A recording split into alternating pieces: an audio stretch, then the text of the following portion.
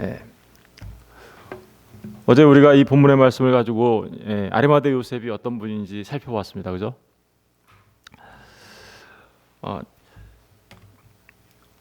1982년도에 마가렛 스타버드라는 작가가 정배와 잃어버린 장미라는 책을 썼습니다.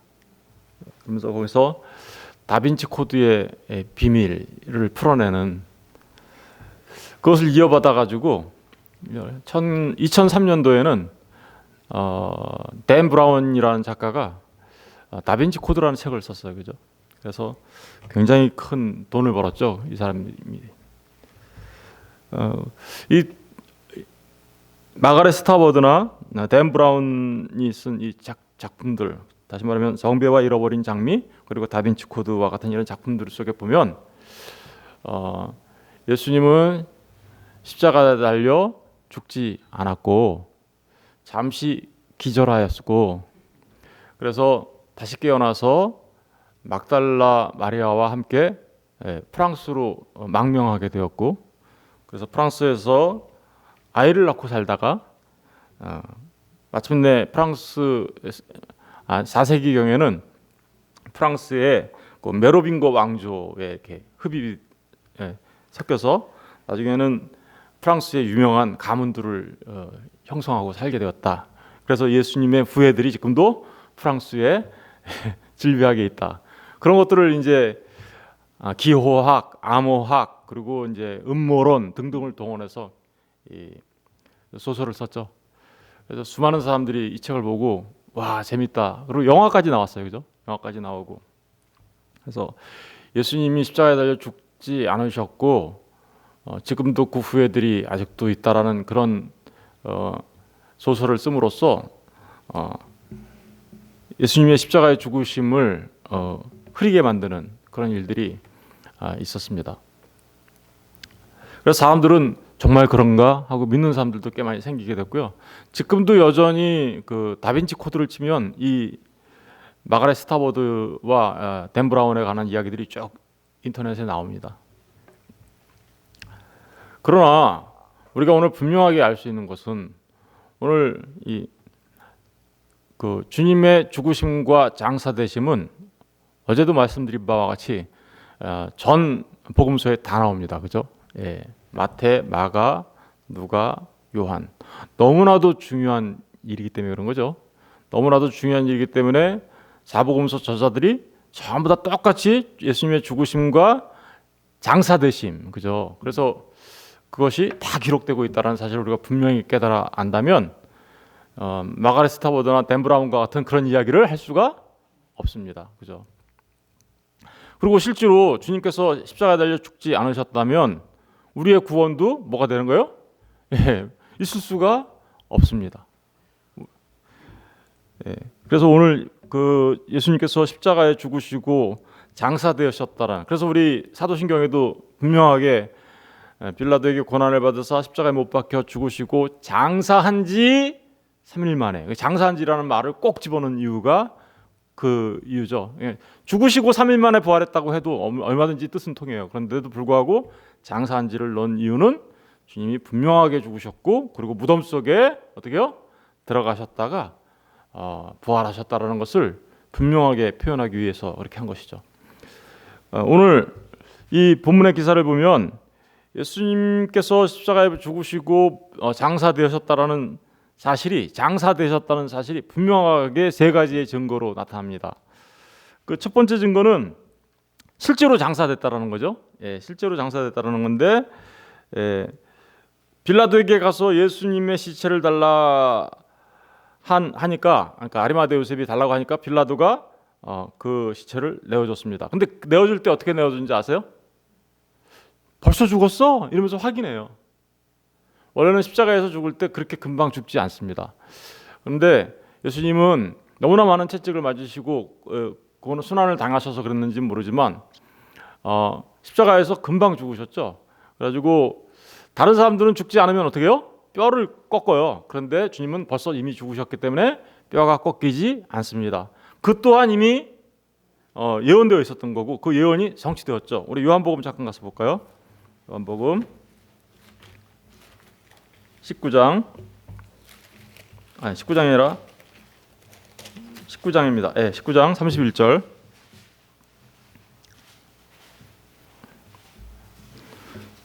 31절을 보시면 이날은 준비일이라 유대인들은 그 안식일이 큰 날이므로 그 안식일에 시체들을 십자가에 두지 아니하려 하여. 그죠? 이건 어제 우리가 신명기에서 확인했죠. 그죠? 십자가에 달리면 안식일 전날에, 그죠? 어두워지기 전에 시체를 치워야 한다. 그런 얘기. 그러니까 이거는 아리마대 요셉만 알고 있었던 것이 아니라 유대인들도 알고 있었어요. 그죠? 아니하라요. 빌라도에게 거의 다 두려워하지 아니하여 빌라도에게 그들의 다리를 꺾고 시체를 치워달라니. 그들의 다리를 꺾고 시체를 치워달라고 하죠. 그러니까 예수님의 다리도 꺾여야 되는 거라고요. 그죠? 그런데 32절에 보니까 군인들이 가서 예수와 함께 못 박힌 첫째 사람과 또 그 다른 사람의 다리를 꺾고, 이건 두 강도 얘기를 한 거죠. 두 강도, 좌편과 우편의 강도 얘기. 근데 그들은 다리가 꺾였어요. 왜냐하면 그때까지 살아 있었기 때문에. 그런데 33절 보면 예수께서 이르러서는 이미 어떻게 해요? 죽으신 것을 보고 다리를 꺾지 아니하고 그중 한 군인이 창으로 옆구리를 찌르니, 이제 죽은 것을 확인하기 위하여 찌른 거죠. 그랬더니 물과 피와 물이 나오더라. 이를 본 자가 증언하였으니 그 증언이 참이라. 그가 자기의 말하는 것이 참인 줄 알고 너희로 믿게 하려 함이라. 이 일이 일어난 것은 그 뼈가 하나도 꺾이지 아니하리라 한 성경을 응하게 하려 함이라. 또 다른 성경에 그들이 그 찌른 자를 버리라 하였느니라. 그러니까 주님께서 이미 십자가에 달려 죽으셨기 때문에 죽으신 아직 살아있는 자들을 죽이려고 하는 뼈를 꺾는 일을 할 필요가 없었고 더더구나 병사들이 어떻게 해요? 창으로 옆구리를 찌르니 피와 물이 나왔다. 그러니까 주님의 죽으심을 확인하기 위하여 이제 그랬던 거죠. 근데 이것은 이미 벌써 어떻게 된 거예요? 이미 다 예언되어 있었던 일이 성취되어지고 이루어진 거였다라는 사실을 통해서 주님의 죽으심이 분명한 것을 우리가 알 수 있습니다. 그렇게 주님이 죽으신 이후에 아리마대 요셉은 아리마대 요셉이 빌라도에게 이제 그 시체를 달라고 하니까 확인했죠. 빌라도가 확인했더니 죽었다고 이렇게 얘기합니다. 그러니까 빌라도가 보세요. 38절. 아리마대 사람 요셉은 예수의 제자들이나 유대인들이 두려워 그것을 숨기더니 이 일 후에 빌라도에게 예수의 시체를 가져가기를 구하매 빌라도가 허락하니라. 이에 가서 예수의 시체를 가져가니라. 그러니까 그렇게 치워달라고 했더니 그런 일들이 있었기 때문에 빌라도는 이제 예수의 시체를 내어주게 된 것이죠. 그러니까 빌라도가 예수의 시체를 내어줬다는 그 자체가 벌써 뭐예요? 예수님이 죽으셨다라는 사실을 증명하고 있는 거죠. 그런데 그러고 나서 정말 아리마대 요셉은 예수님을 장사하죠. 장사. 우리 본문으로 돌아가면 이제 마태복음 17장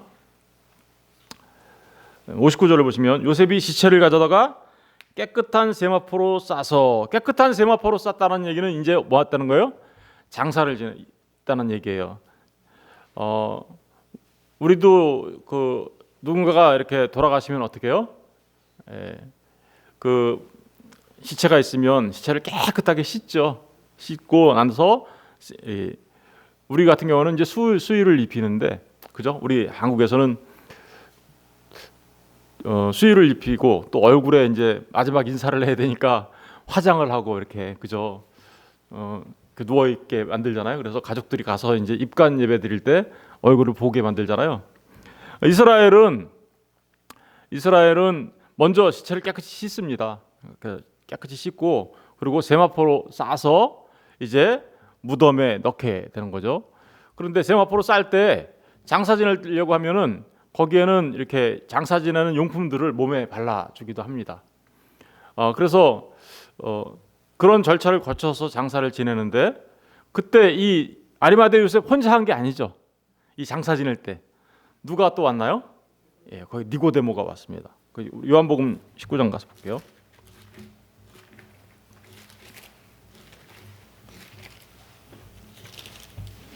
요한복음 19장 39절 보겠습니다. 39절 40절. 일찍이 예수께 밤에 찾아왔던, 밤에 예수님을 몰래, 이거 누구였죠? 산헤드린 공회원이었고, 그죠? 그것을 예수님을 만나는 일이 들통나면 무슨 일이 있을까봐 밤에 찾아왔던, 그죠? 니고데모. 또 몰약과 침향 섞은 것을 100리트라쯤 가지고 온지라. 그러니까 예수님이 죽으신 걸 누구도 알고 있어요. 니고데모도 이제 알고 있고요. 그래서 아리마대 사람 요셉과 니고데모는 잘 아는 사이겠죠. 어떻게 해서 잘 알아요? 아리마대 사람 요셉도 산헤드린 공회원이었고 니고데모도 산헤드린 공회원이거든요. 그러니까 서로 잘 아는데 이 사람들은 어떻게 했어요? 둘 다 예수를 믿는 것을 밝히 드러내지는 않았어요. 그죠?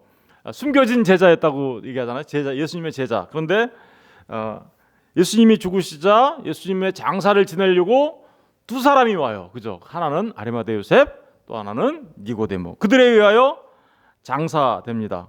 그래서 몰약과 침향을 왜 들고 와요? 예, 니고데모가 그것은 예수님의 시체를 장사하려고 가지고 온 거죠. 그리고 40절 보세요. 이에 예수의 시체를 가져다가 유대인의 장례법대로 그 씻고 아까 제가 잠깐 설명드렸던 그 방법대로 그 향품과 함께 세마포로 쌌더라. 뭐 한 거예요? 확실하게 장사를 지낸 것이죠. 그러니까 예수님이 십자가에 죽으셨다라는 것이 분명한 사실, 그리고 장사되었다는 사실이 분명했다라는 것은 바로 오늘 이 본문을 통해서 우리가 확인할 수 있는 것입니다. 빌라도도 사실은 인정한 것이고요. 그리고 아리마대 요셉, 니고데모 이런 사람들에 의하여 장사되었다는 그 사실 자체가 이미 아까 댄 브라인이나 마가렛 스타버드 같은 사람들이 주장하는 바와 같이 그런 일들은 있을 수가 없었음을 우리에게 말해주고 있습니다. 이제 두 번째로는 예수님이 장사되어서 어디로 가십니까? 무덤으로 가죠, 그죠? 무덤. 자, 다시 이제 본문으로 돌아가시면 60절을 보시면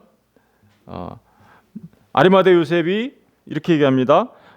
바위 속에 파한 자기 새 무덤에 넣어두고 큰 돌을 굴려 무덤 앞에 놓고 가니. 그러니까 장사를 지냈는데 이제 예수님이 장사 지내기 위하여 지낸 그 모든 절차를 하고 나서 어떻게 했다라는 거예요? 무덤에 넣었다. 근데 이 무덤은 누구의 무덤이에요? 어제 우리가 살펴본 바와 같이 부자와 함께 있었더라 하는 이사야서 53장 9절의 말씀과 같이 이 아리마대 사람 요셉 부자의 무덤이었죠. 이미 다 이것도 예언되어 있었던 거예요. 그러고 나서 그게 성취되는 건데, 그런데 바위 속에 판 자기 새 무덤이라고 얘기하죠. 이 새 무덤이라는 얘기는 어떤 의미일까요? 이 새 무덤이라는 게 굉장히 중요합니다. 만약에 이 새 무덤이 아니었다면 예수님의 시체를 넣어놨는데 시체가 없어져도 다른 시체들이 거기 있으면 그게 예수님이 부활한 건지 안 한 건지 어떻게 알아? 이렇게 어길 수가 있잖아요. 그런데 새 무덤에 넣었다는 얘기는 예수님만이 그 무덤에 있었다라는 뜻이에요. 그죠? 그러고 나서 예수님이 부활하셔서 무덤에서 나가시자 그 무덤은 어떻게 됐다는 거예요? 빈 무덤이 되었다는 뜻이에요. 굉장히 중요한 거죠. 그러니까 빈 무덤이 됐다. 그래서 예수님의 무덤은 빈 무덤이에요. 이 세상에 온 모든 사람들의 무덤은 그 무덤에 주인이 있어요. 그러나 예수님이 묻혔던 그 무덤은 주인이 없어요. 왜 그럴까요? 부활하신 예수님 때문에 그런 거죠. 그러면 이 자기가 판 새 무덤, 이게 새 무덤이라는 말이 무슨 뜻인가? 그거를 우리가 살펴보려면 누가복음 23장 잠깐 가서 보실래요? 누가복음 23장 53절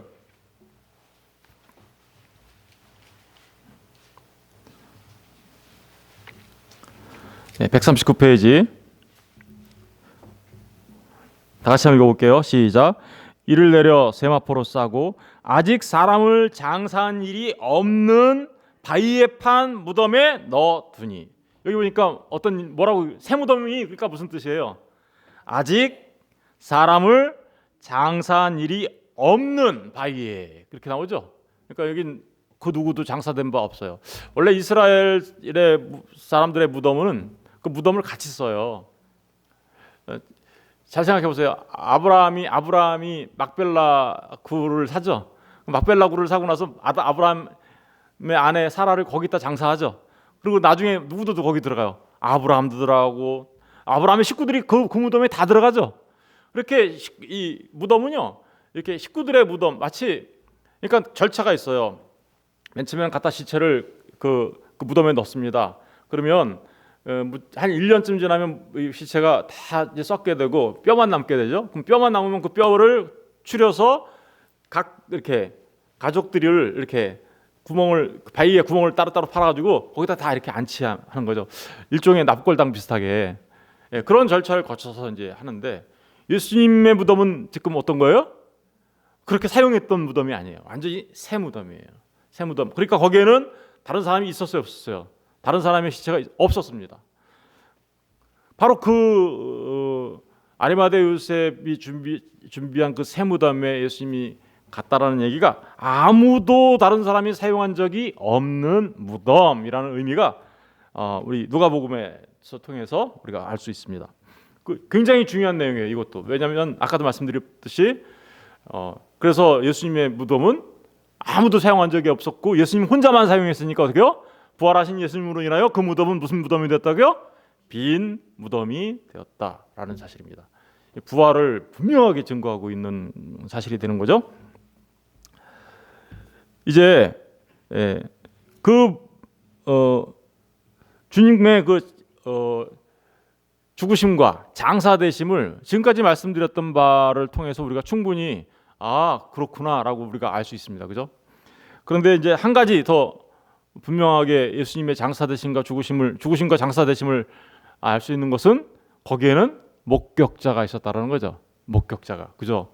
그게 이제 61절 말씀이죠. 61절에 보면 거기에 누가 목격자가 있었어요? 61절 다 같이 읽어볼게요. 시작. 거기 막달라 마리아와 다른 마리아가 무덤을 향하여 앉았더라. 그러니까 지금 장사를 누가 지내고 있어요? 아리마대 요셉과 누구? 니고데모가 함께 하고 있는 거죠. 사실은 함께 하고 있는 그 모습을 누가 봤습니까?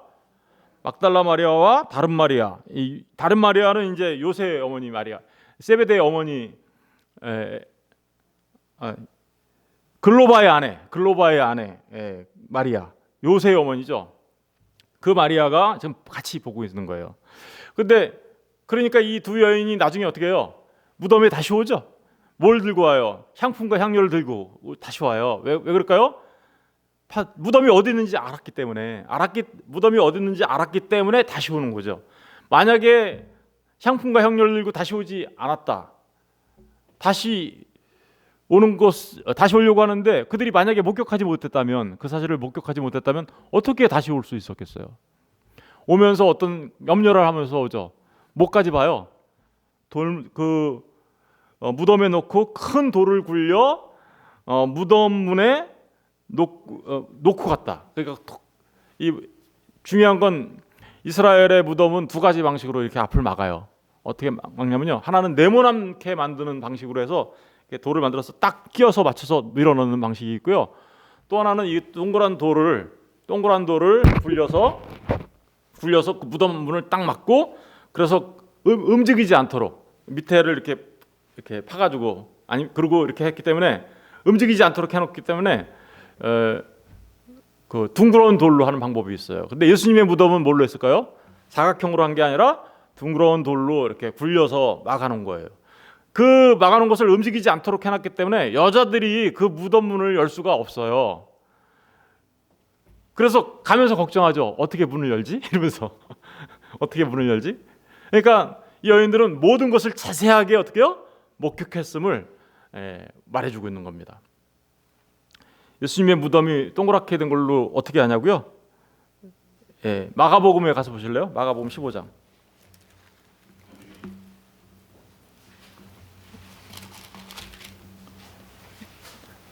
사복음서가 우리에게 있다라는 것은 너무나도 감사한 일이에요. 왜냐하면 모든 일들을 자세하게 우리에게 설명해주고 있어요. 15장 46절 가서 볼게요. 46절 우리 다 같이 46절을 읽어볼게요. 시작. 요셉이 세마포를 싸서 예수를 내려다가 그것으로 싸서 바위 속에 판 무덤에 넣어두고 돌을 굴려 무덤 문에 놓으매. 돌을 굴려서 무덤 문에 놨다 그러죠.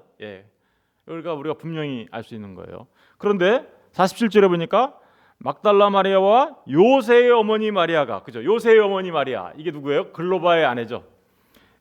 마리아가 예수 둔 것을 보더라. 그러니까 예수님이 죽으시고 장사된 것을 그 장사를 지낸 것은 아리마대 요셉과 니고데모가 향품과 향료를 가져가서 장사를 지냈을 뿐만 아니라, 그리고 그것을 자세하게 목격한 여자들 2명도 있었다. 그래서 그들은, 여자들이 나중에 이 무덤을 다시 왔기 때문에, 향품과 향료를 들고 왔기 때문에 어떤 일이 벌어져요? 여자들이 먼저, 누가 제일 먼저 예수님의 부활을 보나요? 막달라 마리아가 제일 먼저 보는 거예요. 그래서 막달라 마리아가 다시 이 무덤에 와서 이제 예수님이 부활한 걸 알게 되죠. 빈 무덤인 걸 알게 되죠. 그래서 달려가서 누구한테 알려줘요? 제자들한테 알리죠. 그랬더니 제자들 2명이 달려왔죠. 그게 누구예요? 베드로와 요한. 그죠? 그러니까 막달라 마리아가 제일 먼저 이 예수님의 부활을 목격하게 된 이유는 그 무덤에 장사된 것을 목격했기 때문에 부활을 직접적으로 제일 먼저 목격할 수 있었던 것이죠. 이러한 모든 사실들을 통틀어서 본다면 우리는 아까 마가렛 스타버드나 댄 브라운과 같은 그런 소설에 의해서 쓰여진 내용과 같은 것들을 단번에 그것들이 얼마나 큰 거짓인지 깨달아 알 수 있죠. 여러분, 주님은 빌라도에게 고난을 받으시고 십자가에 못 박혀 죽으시고 장사되셨다가 3일 만에 부활하셨습니다. 그죠? 저와 여러분은 하나님의 말씀을 믿습니다. 그죠? 하나님의 말씀을 믿습니다. 여러분, 우리가 이제 한 가지 생각할 것은 이 무덤 안에는 저와 여러분도 들어갔다라는 거예요. 나는 거기 안 들어갔어요. 이런 분들은 예수님 안 믿는 분들이에요. 예수님 믿는 분들은 예수님과 함께 십자가에 달려 죽은 것을 믿습니다. 그리고 내가 똑같이 무덤에 들어가 장사되었음도 믿고요. 그로 인하여 주님이 부활할 때 나도 같이 연합되어 부활했다는 사실도 믿습니다. 그래서 그들은 오늘 불렀던 그 찬양처럼 하는 거죠. 아이작 와츠같이 주 달려 죽은 십자가 우리가 생각할 때에 세상에 속한 욕심을 헛된 줄 알고 버린다. 왜 그럴까요? 우리 거의 다 죽었거든요. 죽으신 구주밖에는 자랑을 말게 하소서. 보혈의 공로심 입어 교만한 마음을 버리네. 이게 성도들이 살아가는, 이 세상에서 살아가는 삶의 방식입니다. 못 박힌 손발 보니 큰 잡이 나타나셨네. 가시로 만든 멸류관 우리를 위해 쓰셨네. 그러니까 성도들의 삶은 어떤 거예요? 이 땅에서요? 주님이 당하신 그 고난의 삶으로 우리의 삶도 나타나요. 우리의 삶도요, 그 고난의 길을 가게 돼 있어요. 그리고요, 온 세상 만물 가져도 주 은혜 못 다 갚겠네. 놀라운 사랑 받은 나 몸으로 재물 삼겠네. 몸으로 재물 삼겠네. 이건 사도 바울이 한 말이죠. 너희들은 하나님 앞에 너희 몸을 어떻게 해요? 산 재물로 드려라. 이것이 곧 하나님께서 기뻐하시는 영적 예배니라. 여러분, 우리가 주님의 십자가와 무덤을 생각할 때마다 우리가 생각해야 되는 것은 바로 그 죽으심 주님으로 인하여 나 또한 이제 산제물로 하나님 앞에 드려져야 되는 삶을 살아가야 함을 우리가 기억해야 하는 것이죠. 저는 이 아이작 와츠라는 분은 이 찬양을 부를 때마다 이분이 얼마나 그 주님의 은혜를 깊이 깨달아 알았으면 이런 가사를 썼을까 생각합니다. 저는 이분의 이 신앙 고백이, 그죠? 이 찬양의 그 내용들이 저와 여러분의 삶의 모습이기를 주님의 이름으로 축원드리고, 우리 또한 이런 모습으로, 그죠? 오직 주님만 자랑하며, 그죠? 우리 자신들을 하나님 앞에 산 제물로 드리는 삶을 통하여 하나님의 영광을 드러내는 저와 여러분 되었으면 좋겠습니다. 기도하겠습니다.